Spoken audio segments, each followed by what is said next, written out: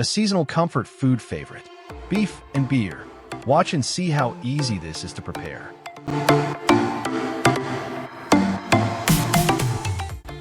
Hello everybody, I'm Mike the Stew Burner and welcome to my channel.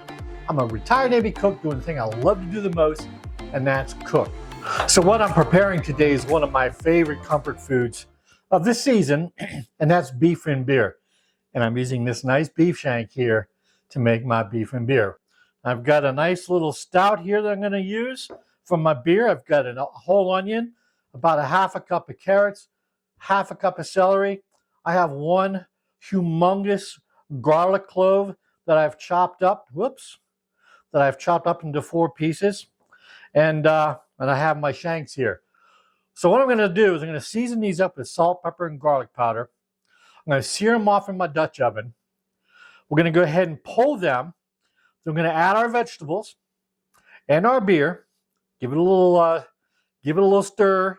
Get that fondant off the bottom of the pan, and get all those num-nums, all that flavor that's going to help create the sauce for this. And then we're going to cover it.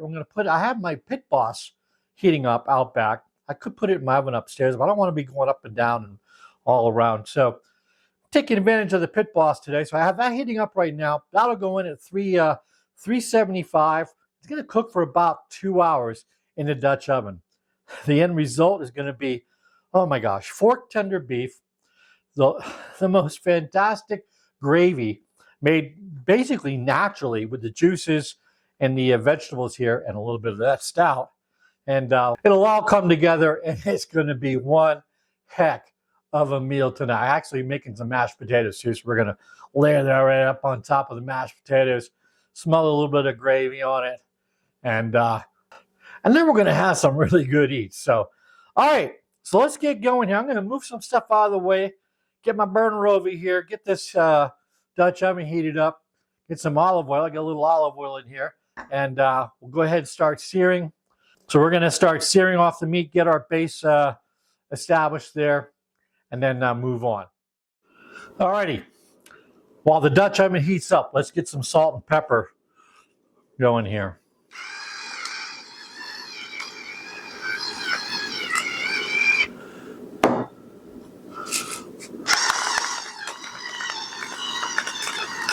Salt, pepper, a bit of garlic powder. Flip them over. More salt. Now we're going to go ahead and get those sides with all the little overrun on the salt and pepper. There we go. Alrighty. Probably got about another minute to go with our preheat over here. I'm going to wash my hands, and then we'll get to searing my shanks. Okie dokie. We're heating up over here nicely. I'm going to go ahead and put about 2 tablespoons olive oil down in here. Let's see what we got. Oh yeah. Alrighty. I should be able to fit 2 in here nicely, which I have. We're going to brown each side, then we're going to brown the ends. They're all nice and crispy. It shouldn't take long. We're just looking to brown it. We're not looking to cook it all the way. We're also building up nice fondant down at the bottom. All that brown stuff you usually see at the bottom of the pan, after you sear off some meat, that is all flavor. Once we add the vegetables to that, the vegetables alone, with the waters in the vegetables, will start to break that fondant down. Then we're going to go ahead and just add a little bit of that, probably about a half a bottle of the stout there. And that'll definitely work on that font. All right, we got some nice browning going on there.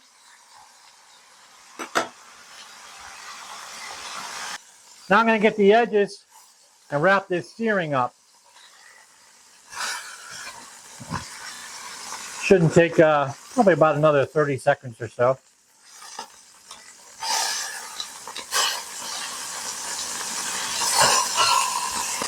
Alrighty, we're looking pretty good here.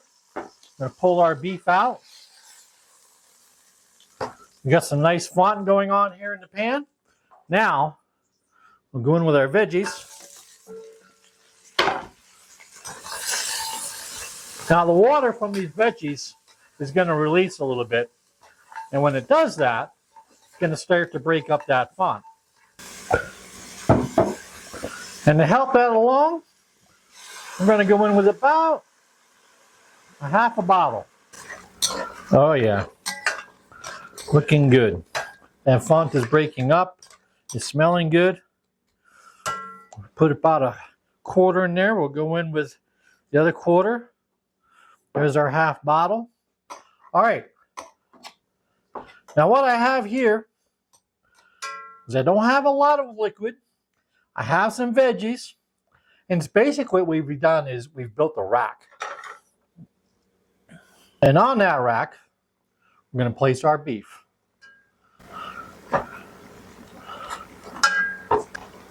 Any residual juice that we had from our beef is going to go right in there. Can I cut the heat? Throw the top on. Out to the pit boss it goes for about 2 hours. So when we come back, we'll pull it all together, and we're going to have one heck of a beef and beer. A beef shanks and beer. Don't go anywhere. I'll be right back. Alrighty. The beef shanks are on the pit boss in the Dutch oven, cooking away.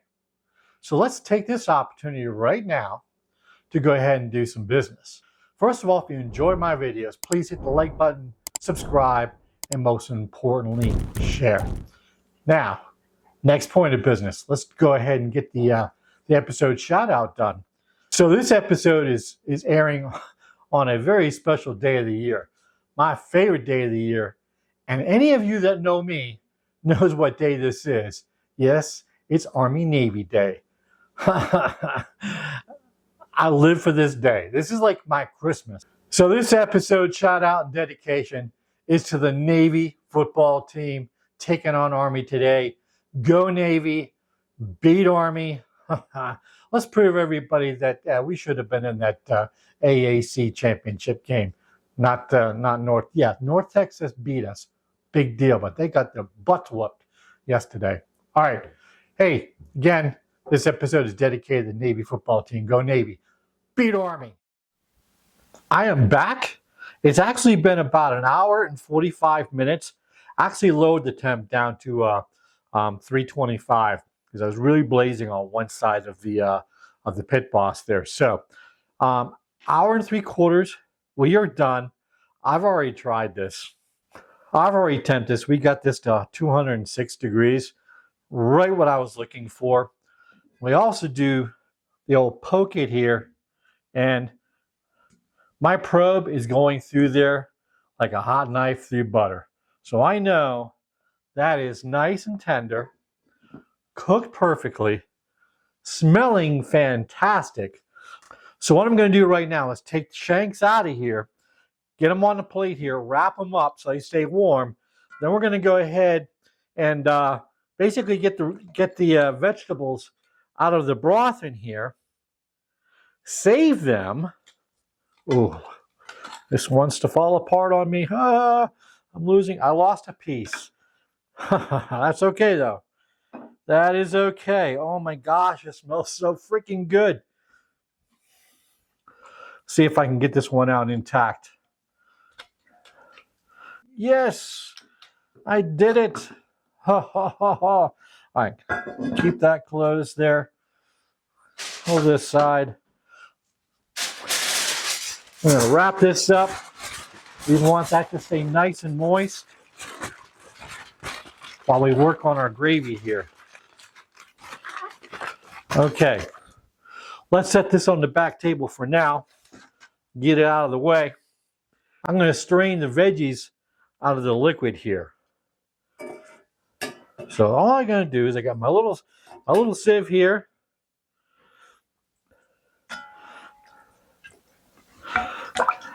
Oh, you should be able to smell this. Well, when you make it yourself, you're going to know exactly what I'm smelling right now. What we're going to do Then we're going to pour off. This is actually my separator here as well. So the fats are going to flow to the top. We'll have the good juices down below. We'll pour off the good juices. We'll get my immersion blender out. We'll blend it all up.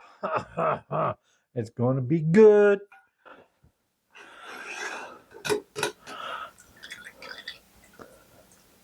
There we go. Now I have all my vegetables strained out. I have my separator here with the fat floating to the top. Now how a separator works, the fat always rises to the top. The spout here, there's little holes in the very bottom. So when you're pouring from the bottom and you don't pour any of the fat out. So now I'm going to go ahead, bring my liquid back in, minus the fat. This smells so good. I'm going to try it. I'm going to give it a taste. See if there's anything that I need to add to it. And there we go. I've now gotten rid of all the fat. I don't know if you can see that. All there is now is juices in the bottom of my pan here. I'm going to give this a try.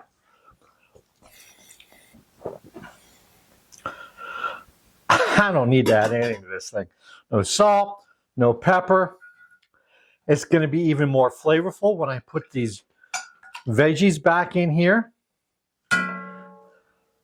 Then take my immersion blender here and we're going to blend this up. We're going to use these vegetables as a natural thickener. So I guess you could say this is gluten-free.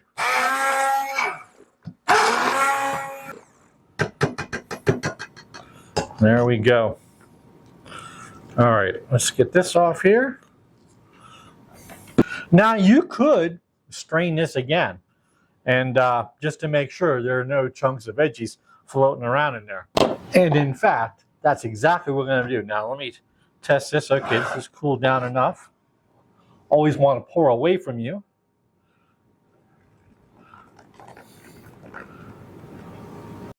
Put that in there.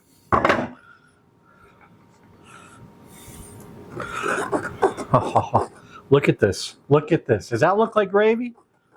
No flour, no cornstarch, all natural.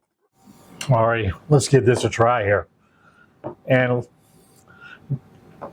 as always, when I'm looking for the consistency of gravy, I'm looking for anything that coats the back of a spoon. So there you have it.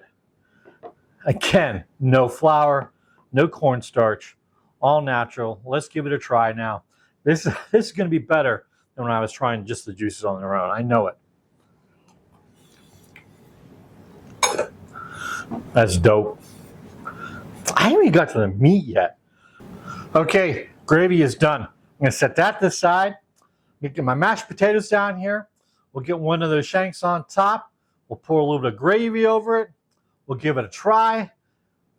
We'll bring it on home and wrap this baby up. Don't go anywhere. I'll be right back. Alrighty. Some nice red skin mashed potatoes here.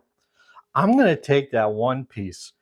Now I have 2 shanks here, and I'll tell you there's enough meat here probably to serve at least 4 people, maybe even 5. So that one little piece that came off, would you take a look at that? Still kind of intact. I'm going to go ahead, place that right up on top of my mashed potatoes. You see where this is going? I'm going to take my all-natural gravy here. Give it a nice little smother. Do I need a knife? I don't know. Take a look at that. Would you? Oh my God. That looks so good. Well, I have a knife in the hand, just in case. I'm pulling this apart. I actually need to kind of hold part of it over, but I'm pulling this apart. And so good, so tender. And get a little bit of that potato. Actually, let me do it without potato. Just a little bit of that gravy.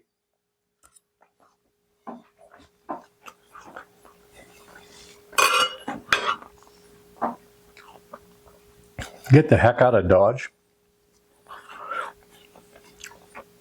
melt in your mouth. I don't know. This is probably right up there with one of the best things I've ever cooked in my pit boss, in my Dutch oven. It is so freaking good. Get some of those potatoes with the gravy. Hey, this is a winner. You saw how easy it was to make. I mean, other than a little bit of searing, that's the most work you're going to do, really. Set it, kind of forget it. Obviously, if you're making mashed potatoes, you've got to do a little work there. But the gravy, that was super simple. So, again, with me, it's all about showing you how easy some of this stuff is. It's not as complicated as you think.